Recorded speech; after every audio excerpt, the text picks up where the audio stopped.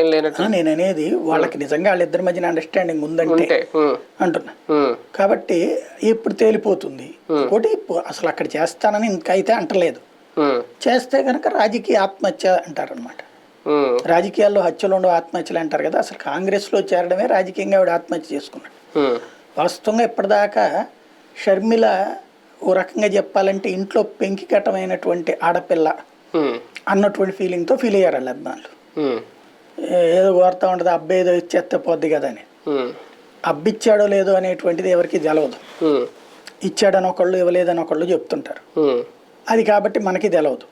కానీ షర్మిల ఏదైతే చేసినటువంటి తీరుందో, అంటే ఆంధ్రప్రదేశ్కి రాజకీయం ఇది బిగించేశారు. ఇప్పుడు వైఎస్ కుటుంబ అభిమానులు ఇంతవరకు కూడా జగన్ని అభిమానించే వాళ్ళు కూడా షర్మిల మీద నెగిటివిటీ లేదు ఇంతకాలం. ఇప్పుడు షర్మిలని ఒక శత్రువులాగానే చూస్తున్నారు, చంద్రబాబుతో సమానంగా చూస్తున్నారు. అంటే ఆవిడకి ఇంకా అభిమానులు ఎవరు ఉంటారు?